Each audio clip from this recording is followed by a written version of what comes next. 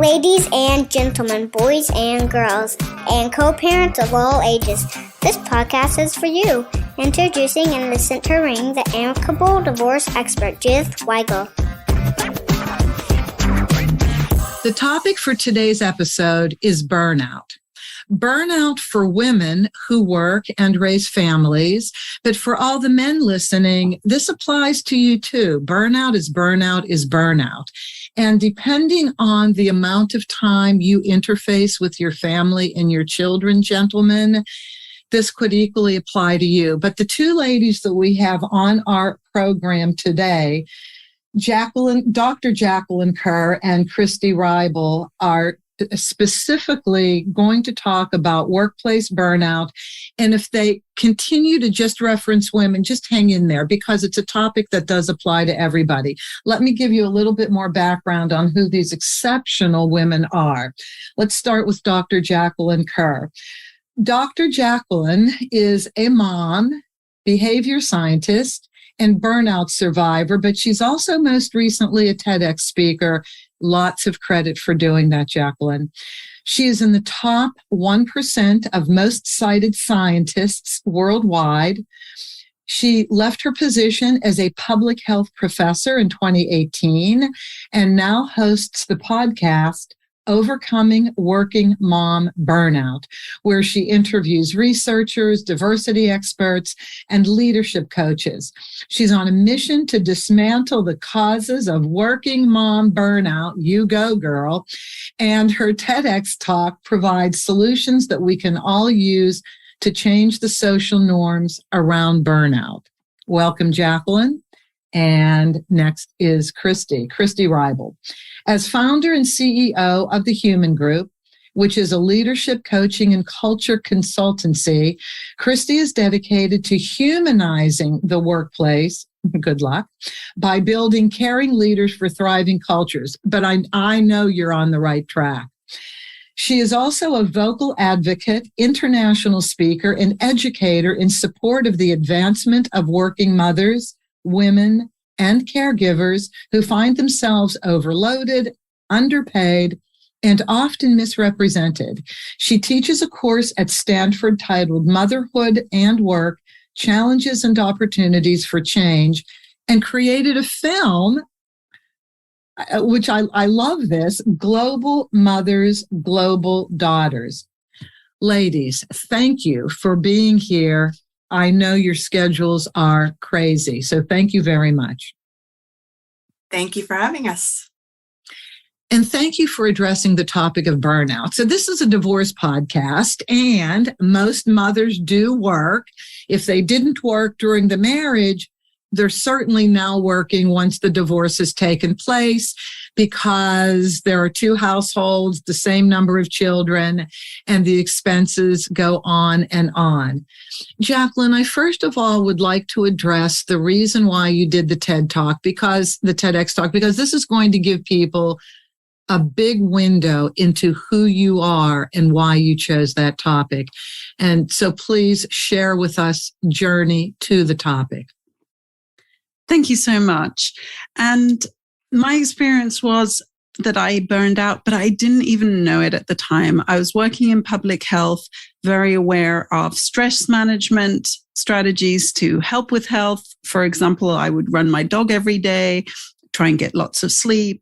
But when I actually then had a physical breakdown where I started to have panic attacks, I was also experiencing suicide ideation. I assumed that I was having a midlife crisis or some sort of breakdown, and I didn't understand it as burnout. But in my burnout recovery, as I started to learn what might have led to my burnout, I started to see the research on burnout and understand that workplace burnout in particular is defined by the World Health Organization and recognized by the World Health Organization. But it's really important to understand it's the conditions in the workplace that also create that burnout. So I very much blamed myself, felt like I was a failure. But as I started to learn two things, one, that burnout comes from conditions in the workplace that include lack of autonomy, bias, injustice, lack of reward, that made me start to think about my experiences in the workplace. And then at the same time, I was also trying to do a lot of personal work to understand what I could have done better. How could I have been a better mom, a better wife, a better colleague? And I was reading all these books about women managers and women in leadership and starting to understand that there were true barriers for women and particularly mums in the workplace. And that these barriers are the sorts of barriers that lead to burnout. So when I did my TEDx talk, I was really thinking about, yes, working mums burn out and that's really important. And their experience is different from other groups because some other groups, for example, perhaps we know the majority of CEOs are white men. So white men who have maybe experienced burnout have experienced it as overwork. And when you experience it as overwork, then yes, perhaps self-care, perhaps a vacation, perhaps time management, delegation, all help with that type of burnout. But the type of burnout that mums are experiencing is coming from this bias, this lack of autonomy, lack of reward in the workplace. And that's quite a different cause to the burnout and therefore a really different solution. And I think it's important also for us to engage our parents, both the mums and dads, and understand parental burnout because there is parental burnout. It's different from workplace burnout. And both mums and dads can struggle with that. It's when they basically feel like their role as a parent drains them and they're really unhappy with the role they're playing as a parent. And as I say, both mums and dads can struggle with that. And sometimes it helps to be working because then you feel like you're getting a break from being a parent. Sometimes you're experiencing it in both places, which was my experience. So tears on the way to work and tears on the way home. It was a tough time, but I'm really glad that I'm starting to understand it for myself and then for everyone else around me. Dr. Kerr, can you have burnout at home and bring that into the workplace if it hadn't existed already in the workplace? Oh, absolutely. I think how we turn up at work with our levels of energy. So if we're being drained at home and we're struggling at home, then, well, we wish we could bring that to the office and be honest about it. But so often there is lack of psychological safety at home for us to share our mental health struggles and our parenting struggles, whether those parenting struggles have actually tipped over into mental health issues or not, just simply the logistics, the scheduling, etc. And most workplaces in the past really wanted us to keep those two spheres of life separately. They didn't want to know what struggles you're having at home. And the conditions in the workplace, the psychological safety in the workplace that allows you to share your struggles, whether they're mental, physical, or other, was not there. And that's something that's changing. And people like Kristi are really working to change. But also COVID changed it. We couldn't hide the fact that we had kids when we were on Zoom calls and they were interrupting. So work and life has blended due to COVID. And then the issues are what's going to happen next. Many people do not want to return to work. For example, women of color aren't necessarily interested in going back to the workplace if they have the option to not be at work and to have to return to those conditions of lack of psychological safety, of daily microaggressions and incivilities. But the problem is, if we have certain groups going back to the office and certain groups not going back to the office, and those groups then suffer proximity bias, i.e., if you're not by the water cooler, are you biased against because you're not there in person? Then that is that cycle. Bias leads to burnout and it continues. So it's so important that we really address these issues really at the societal level, because these stereotypes and this bias is built into our workplace systems. It's built into our social systems, assuming that mothers are the primary caregivers, assuming that they're not the primary care providers, even though 41% of mums are, and assuming that we want to be superheroes. And I can tell you, we do not. We want the support that we deserve to be able to have that financial independence that you spoke about. Because as you mentioned, when you go into divorce, having that independence to be able to survive financially is so important. And also we have skills and we have passions about our careers, and there's things we want to do in the world other than being a mother.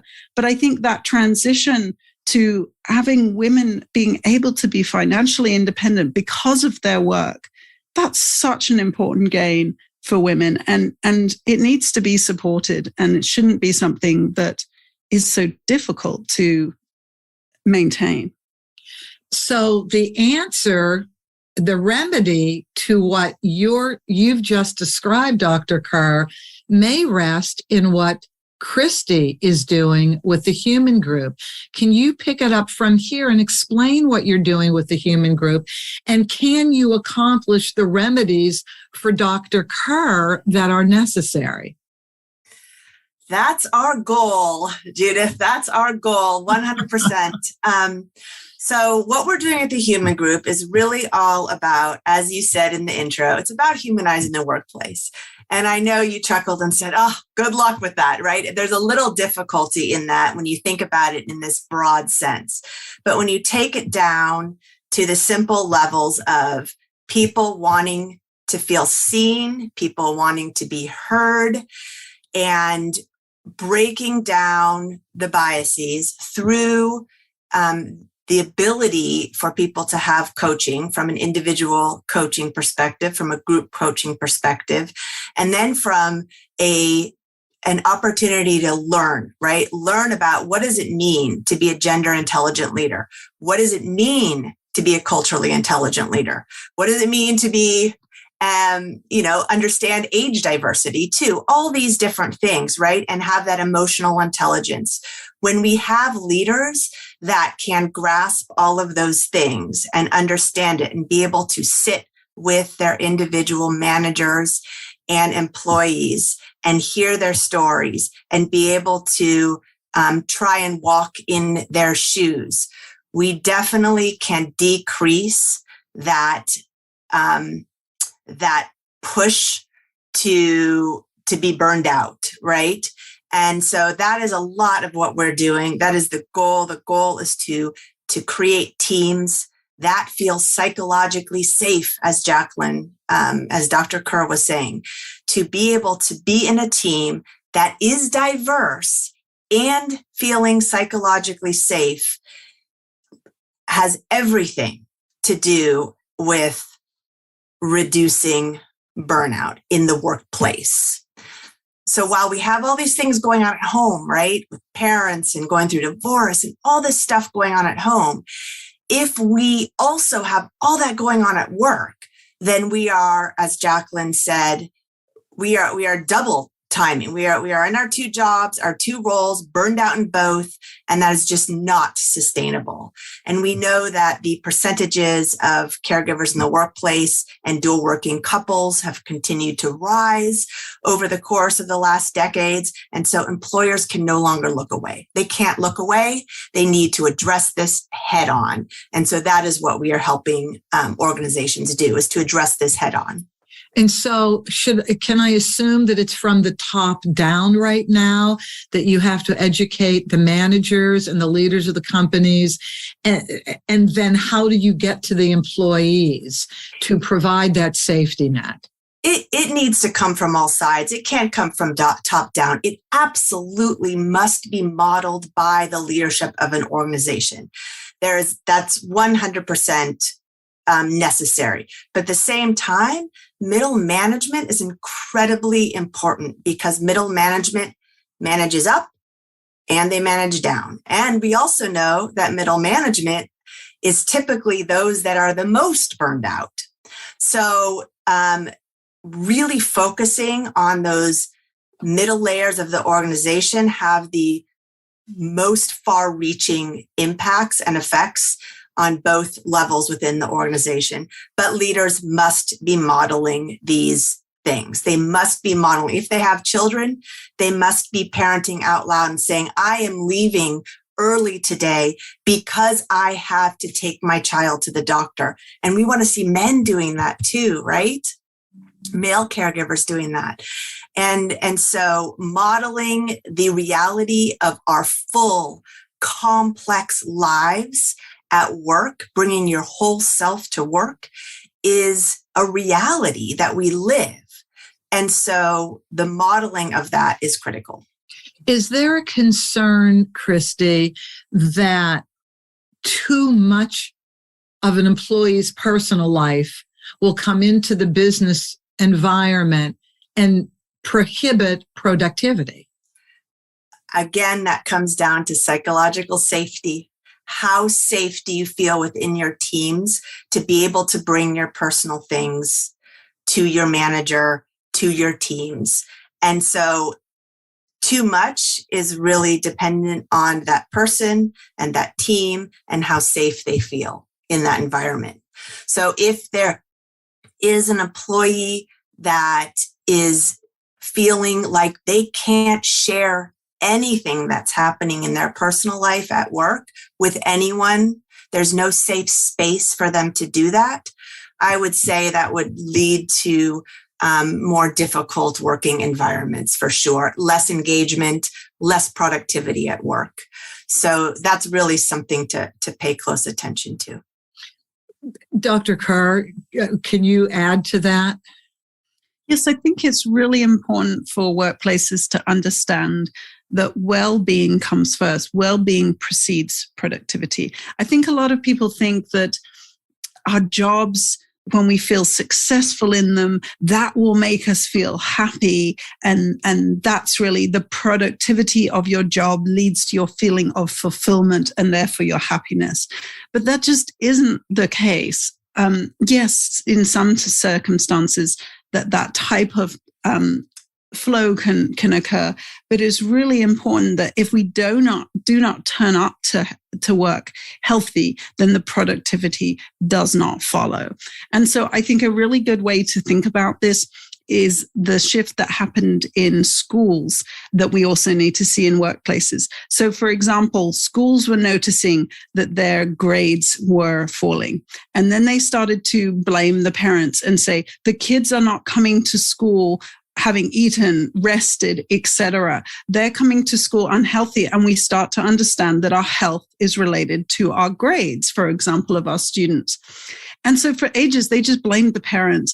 And what they didn't understand in that finger pointing is that not every family has the resources to provide all the environments to support these kids to come to school rested and healthy.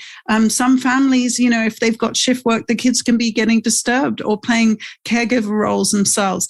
So the schools then started to understand, okay, if we want the grades across the board to go up, we need to provide these supports in the school. And it's so important. We spend so many hours at work and so many hours for students in school. That's such an important time where we can reduce some of these disparities that exist in society through these important social institutions, and to understand our workplaces have that role as well. So once schools started to provide more nutritious meals and more opportunities for physical activity, then the students' grades improved across the board. And that's really what we need to think about in the same way in the workplace. Because again, if we're pointing the finger and saying, deal with your own well-being at home through your own self-care, that perpetuates further bias, one, because not everybody has those resources in their home to afford a therapist or a coach. And that's why coaching subsidized by employers or actually brought in by employers, like what Kristi does, that's so important for disparities. So I think it's really understanding, well, you have to start with a healthy workforce and then the productivity follows. And it's the same with diversity. A diverse workforce is more innovative, has greater collective intelligence. All these things come from starting with a healthy, diverse workforce, and that's important. And I think one of the things that Kristi didn't mention yet, but I'm sure is really important to the work she does, is loyalty. I mean, we're having such a problem with turnover, and turnover is so costly. So that loyalty that comes when a manager actually shows some compassion for your situation and provide you support in that situation, that changes your loyalty to a team because you realize they saw you as a person. Now, just back to the C-suite, since you mentioned it, and I think Kristi's really right about those managers being the sandwiched in the middle. there's sort of two things here. A recent report from Deloitte said that the C-suite are burning out too. But that comes back to what I said at the beginning. The type of burnout that the C-suite are experiencing is probably this chronic stress that we have all experienced due to COVID, right? The uncertainty, the fear, the anxiety. This is chronic stress, and all the changes that we've had to deal with. Change can lead to burnout. Too much change leads to burnout. But so I understand that we are, as a society as a whole, we've been really experiencing this chronic stress. And that's what burnout is. It's chronic unresolved stress. So yes, the C-suite are experiencing it, but it's not the same because it's come from bias that they're experiencing, or lack of reward they're experiencing, or lack of autonomy. So again, the causes of the C-suite burnout are different, and their options are so much greater to be able to leave and find some other work. But I think the other part about the managers that Kristi mentioned too is, if we say at the bottom of the rung, it's your problem, right? Go deal with your home stuff. Go deal with your self-care on your own. Then we assume it's an individual problem. And therefore the managers aren't managing up. If they can say, everybody, all the women of color in my team, all the women, all the marginalized groups in my team are suffering from this, then I can say this is a systemic problem that I have to then manage up. I have to pass up to the next level, because this is not an individual problem where I just need to manage, help manage one individual person. This is something that is systemic, and therefore I need to sort of bring to the next level as a systemic problem instead of seeing it as an individual problem. So it is complex and complicated, but I think this is really how we need to be thinking about it. If we keep thinking about it as individual problems and self-care as the solution, we are really going to continue to have this huge turnover. And it's serious, right? I mean, I experienced suicide ideation, but I also read reports recently, again, featured maybe in the British news, not in the US news, but about the high suicide rates in American workplaces. And burnout can lead to suicide. So this is not something that's just a nice to have in our workplaces. This is so important. The rates in the US are increasing of workplace-related suicide. And we need to address this as a society. You're so right about that. We're in the middle of a mental health crisis, so all of my mental health colleagues tell me, and exacerbated, of course, by COVID and being separate from the world, being in our homes with our families. It certainly gave us opportunity to reevaluate our home life, because we were there working and living a personal life.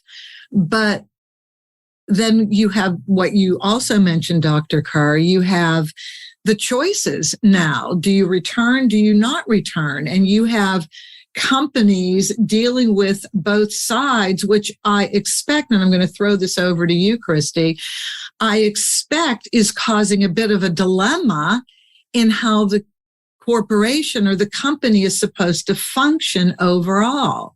Could you please address that? Sure.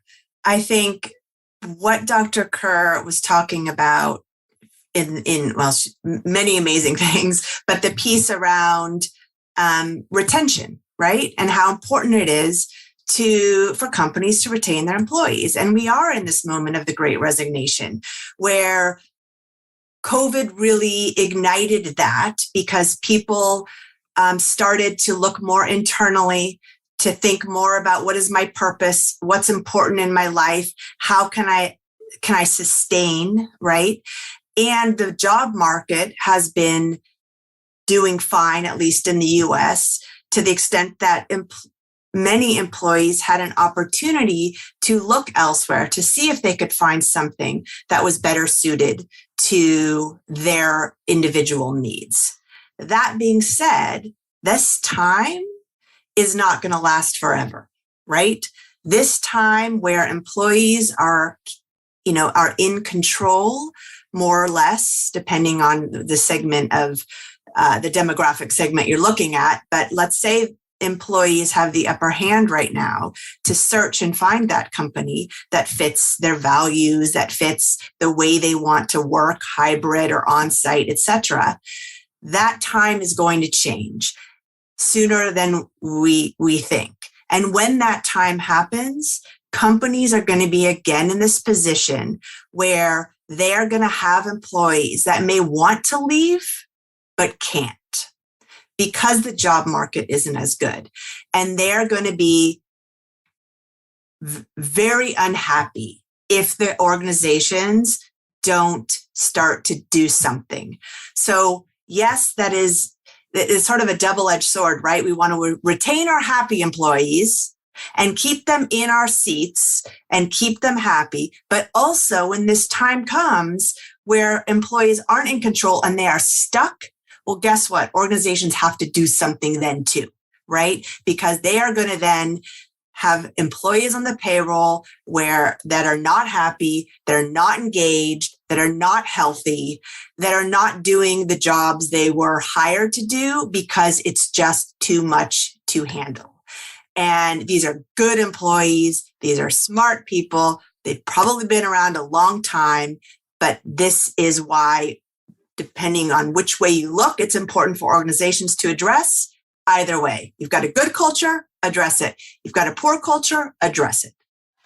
How do you, Kristi, to continue this, how do you make the corporation, the powers that be that are going to decide whether to bring you in or not, that are going to decide that they want to be open to this new way of thinking, this new way of working, how do you make them comfortable, though, that this will add to productivity and not just become a session to talk about their personal problems? Yeah, I mean, it's been a tough transition the last decade because over 10 years ago, we did not talk about these things that we all want to be talking, employees want to be talking about at work now. They were separate, right? As Dr. Kerr had said, COVID really did bring these two worlds together. We were desperately trying to separate work and personal for so long, right? There was supposed to be this dividing line. We keep our work at work and we have our home at home. Very difficult to do even pre-COVID, particularly for those that are caregivers, right? Or those that are going through a divorce or those that have grief-related things in their lives. Very difficult. COVID, because of the way we had to move onto Zoom cameras, onto living and working at home, brought these areas together, right? It forced it to happen. And there was this reality check of like, wow, people have a lot going on in their world. We have a lot more going on in our world now than we did 10 years ago. We are 24/7 work environment. We are expected to be devoted to our work. We are expected to follow the ideal worker model. But at the same time, as women and particularly as mothers, we have this family devotion model that society and history has said we also must fall into this. And so women particularly and mothers are saying, I need to follow this ideal worker model and this family devotion model all at once. And it is nearly impossible to get a 10 out of 10 on both at the same time. And this is really impacting women and mothers particularly. And add divorce onto that, Judith, right? As you know, right. What the work you do. And that is a whole nother level of extreme.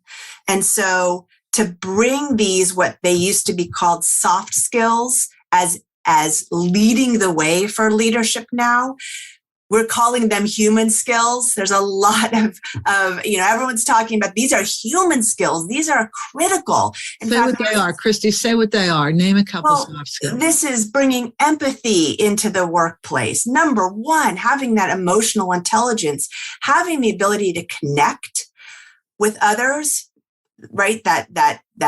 Those social skills. In fact, a recent Harvard Business Review article just came out and said, guess what's the number one most important skill a CEO must have today? Social skills. ability to connect with others. And we're talking real connection. That is more important than any length of business acumen of, which used to be a priority, right?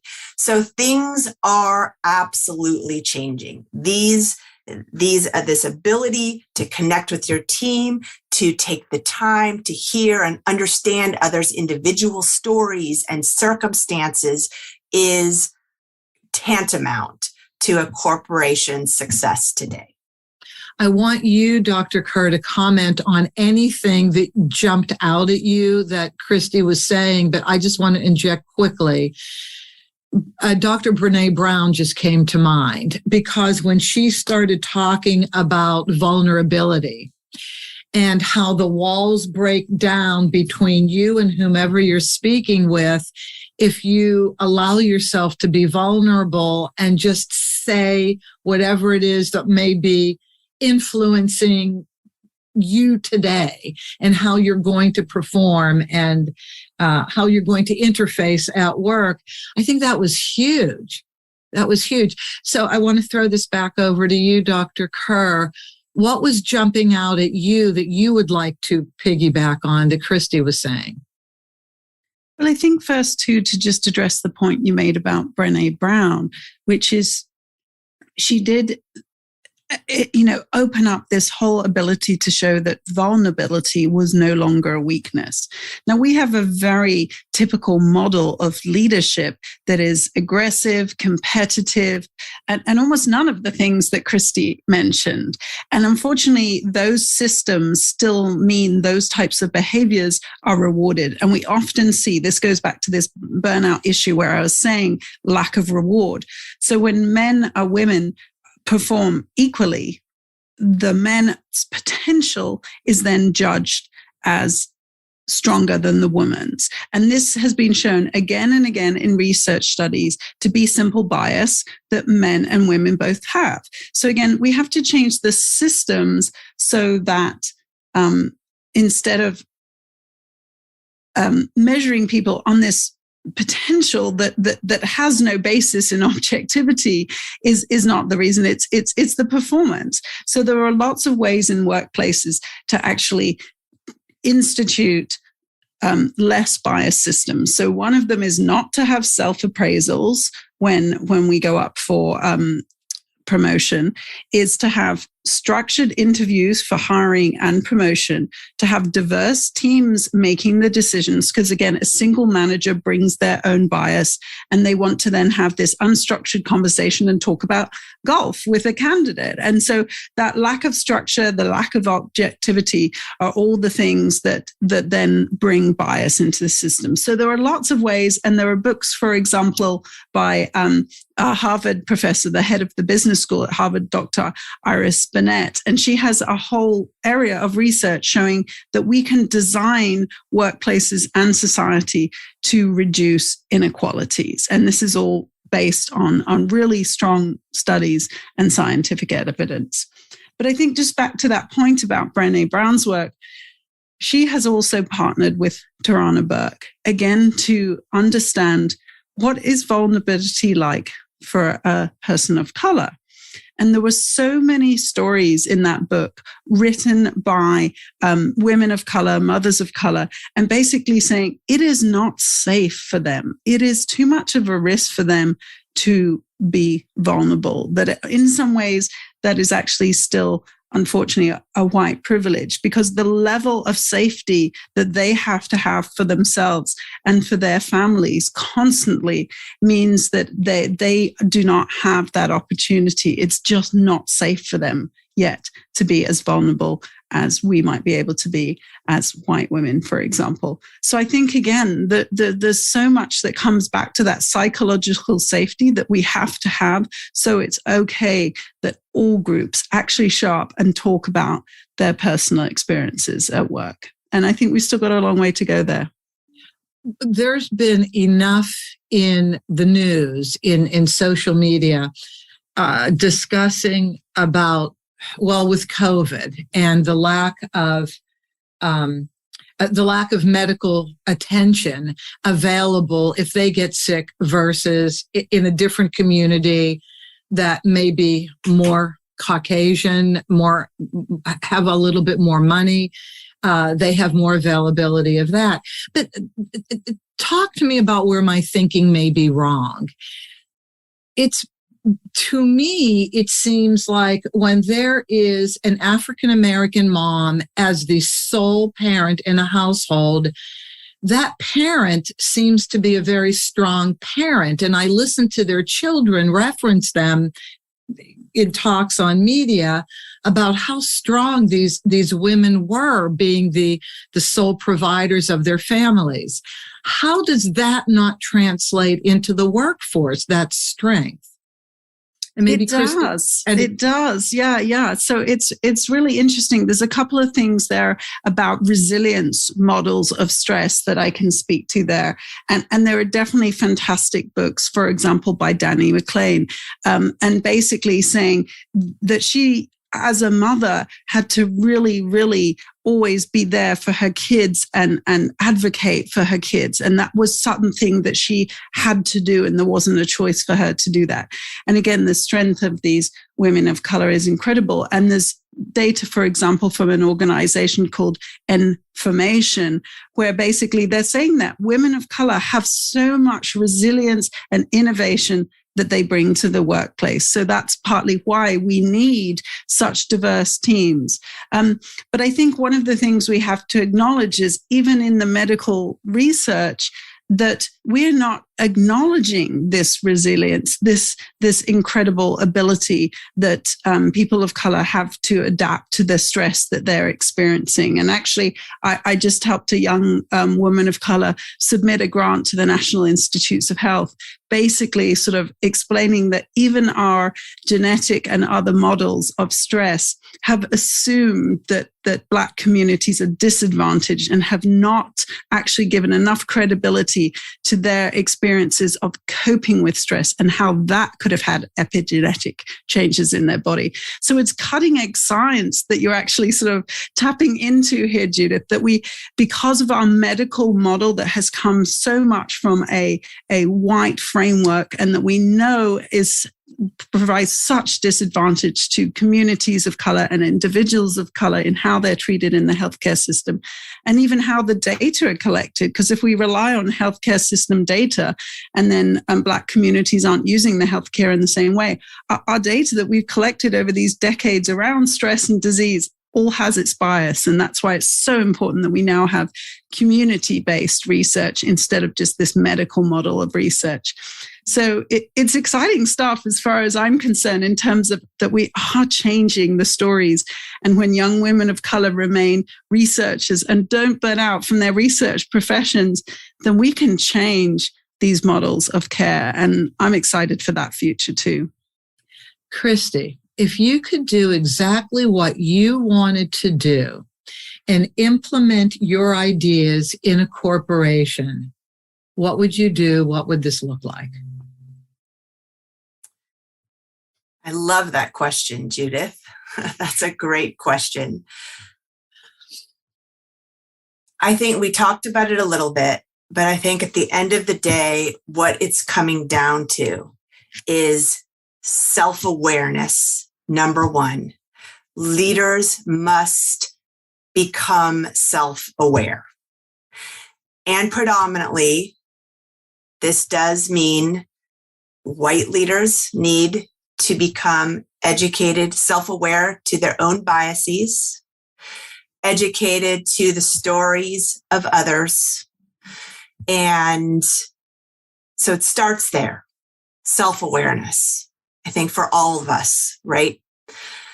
Once we have self-awareness, we have the ability to better connect, build better relationships with our teams, with our people that we work with, which then leads to what we've been talking about all along. It leads to greater psychological safety, because we know, as Dr. Kerr said earlier, we know the importance of bringing diversity together in an organization, on teams.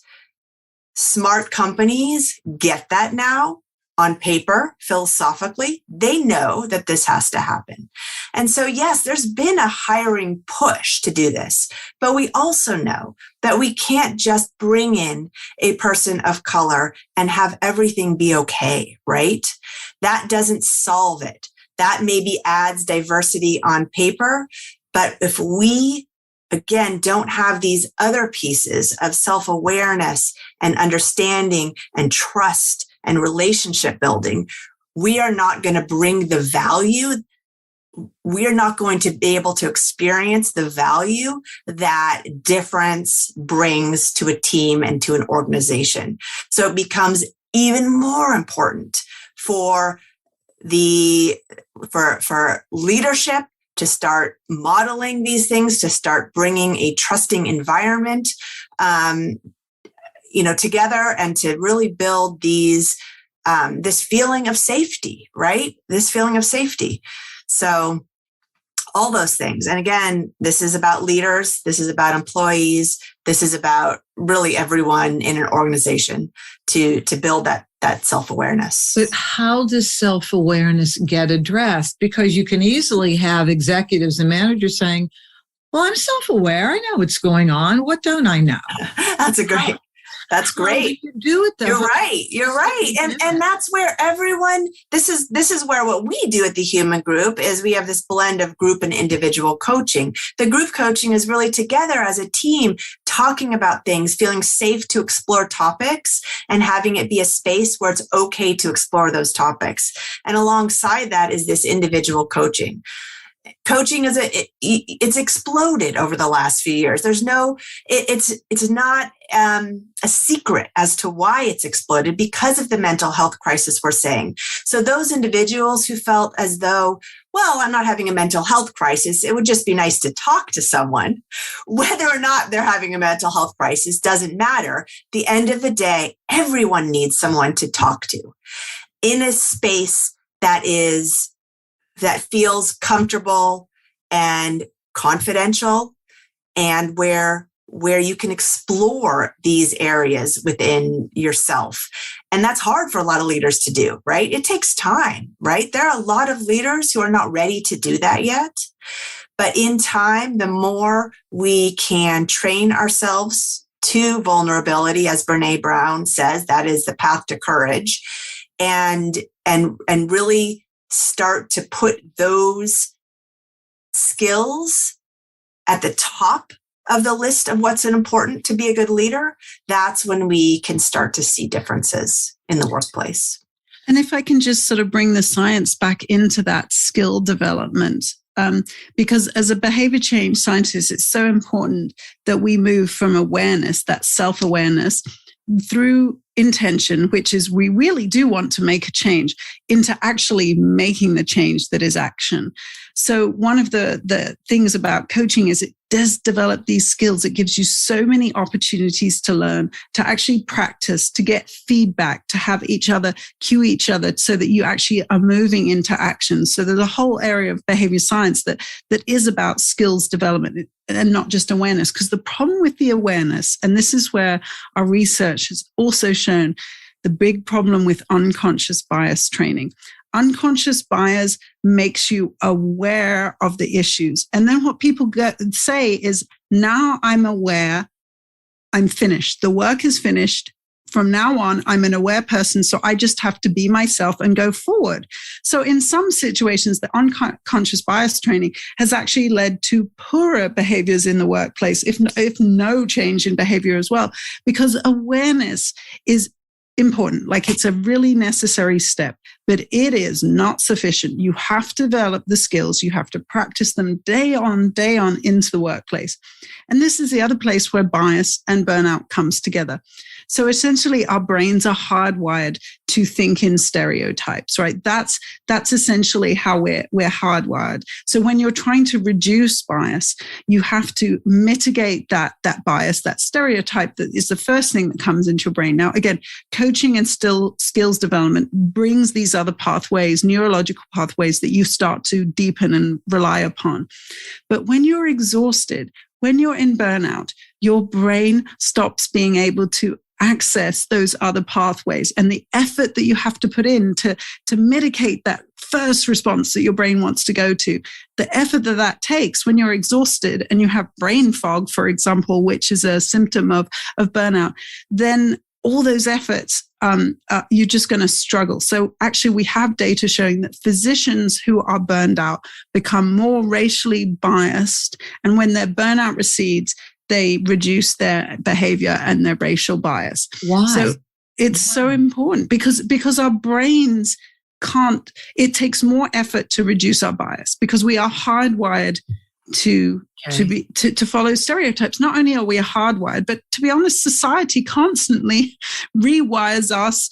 I mean, we're hit by these examples all the time, and again, we're not really aware of it, and it is kind of the main pathway in our brain. So it takes so much effort to actually, become practiced in different behaviors. Agreed. So let's conclude, because we're getting to the end of our time, with the person going through divorce. So when a person is going through divorce, they've got the job of divorce, and it becomes this job that they live with from the time they get up till the time they go to bed. Then they have their other job that earns them money, but they bring everything that's inside of them to their job from their home. And most people do not want to let anybody know at their work that they are getting divorced. And I have my theories about this because I work with it every day. I think there's an embarrassment around getting divorced sometimes. Depends on your culture, just depends on your family, just depends. Some people feel like a failure because they're getting divorced. And that idea of failure drowns you. And you can barely breathe. And then you experience, Dr. Kerr, what you experienced with your burnout. It's no different. So, Kristi, let's just end with an example of people are getting divorced at any given day. A whole bunch of people in any company are getting divorced. And it's going to show in their work productivity. Is there any way off the top of your head, or maybe you've thought about this already, that person getting divorced can possibly share with somebody in a safe relationship at work, so that if they miss a deadline, if they become irritable, if they seem like they have a little bit of brain fog, somebody can understand it at work? How can they do this? Again, this is it. First of all, it is the toughest time. I just want to acknowledge that until an individual goes through divorce, they have no idea the impact, even if it's expected, amicable, whatever you want to term it. It is a lot. So when you said there are these 2 full-time jobs, add on for those that have children, and then it's another full-time job where you're really trying to ensure that your children feel okay through all this process. And that's a tough thing too. So coming into work and not having anyone to talk to is incredibly tough. To keep that a secret. If there is no outlet, it doesn't matter whether it's divorce or another major thing, crisis, grief happening in your life. If there is not anyone to talk to, this is when we hit a wall, right? This is when things go into a direction that no one wants to go down. So by organizations providing coaching services, providing the opportunity for these people to reach out in a safe space is number one, so critical. And the second thing, one of the main reasons why I started the Huuman Group is because prior to starting this, I was working We were building an organization that was very much focused on how are we going to best support working mothers. We were very focused specifically on women and mothers and how to achieve gender balance in organizations, because this leaky pipeline of women dropping out was something that we were looking closely at, right? And the biggest learning that came from that time is this. Those women, mothers, those going through divorce, the number one reason why they felt like they could stay and continue and manage was because their direct leader had emotional intelligence, was empathetic, gave them time, listened, connected, and it's everything about their direct leader. The culture of the entire organization could be rated poorly, but if those individuals had a strong leader with these behaviors and these skill sets, that individual stayed and felt like they could make it through. And I think that's the biggest goal that I have, is that we have organizations full of these kinds of leaders. That's what I hope to see in the world for my daughters, who hopefully won't have to make these choices between parenting or, partnership styles, work, all these things, right? That they can just know that they will find cultures in companies that meet their needs.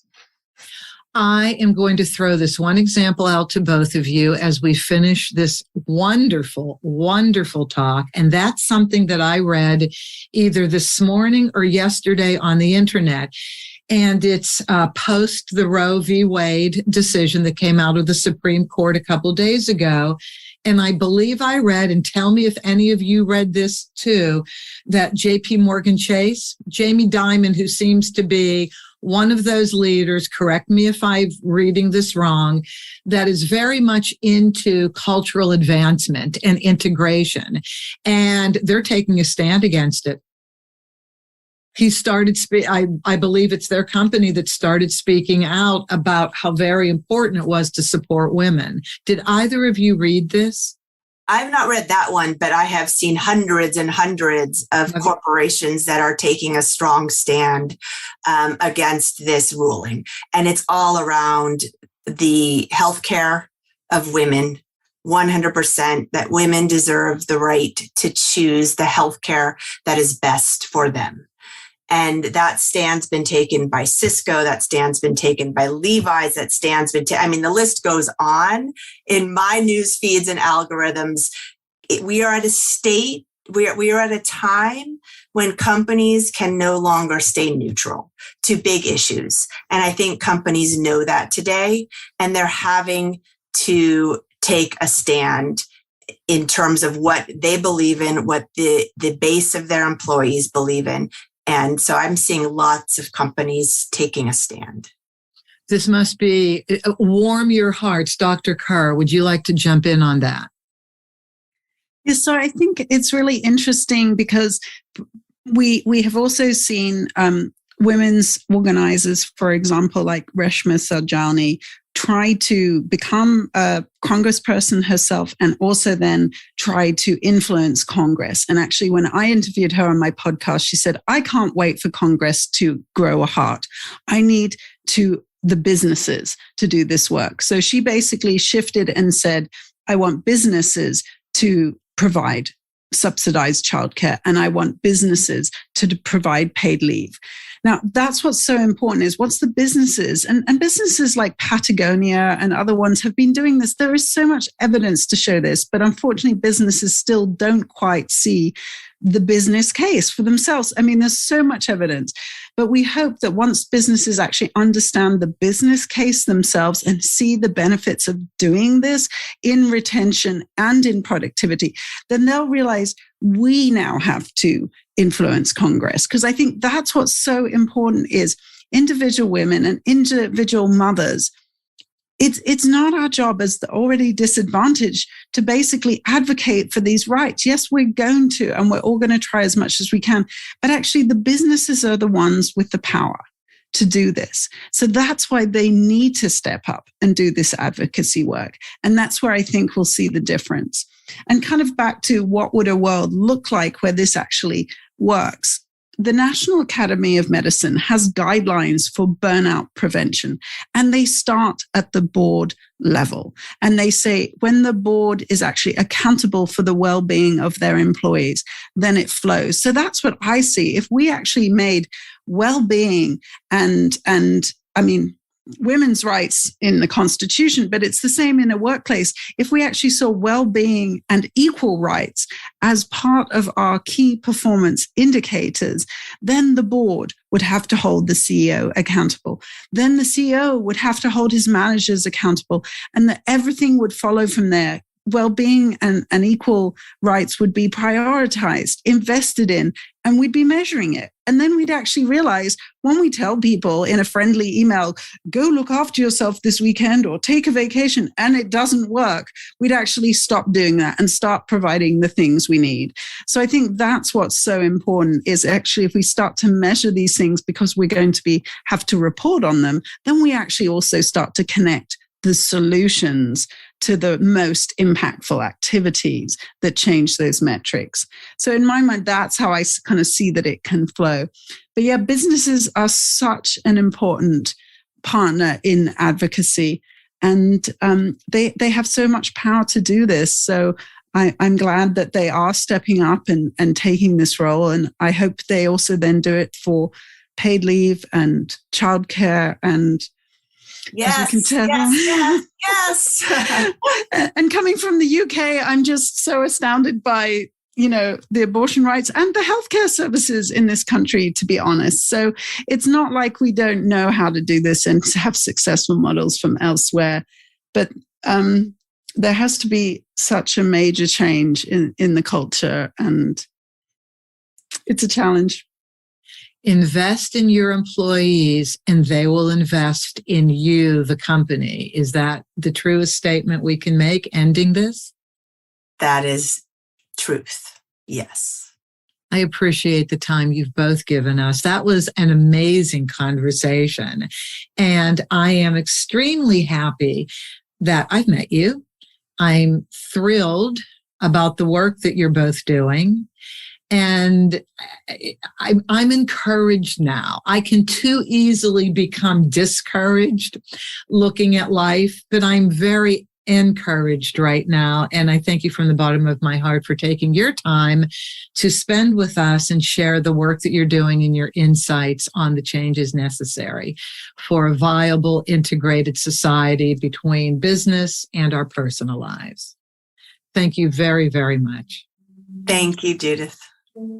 And I thank all of you for listening. I hope you benefited tremendously from this discussion because I think it was phenomenal. You may comment on anything and share your ideas through my website, theamicableddivorceexpert.com. And please, if you have any ideas for any other episodes piggybacking off of this, I would appreciate your comment. Subscribe, share. You just had one of the best programs you could possibly enjoy. And as always, have an amicable day.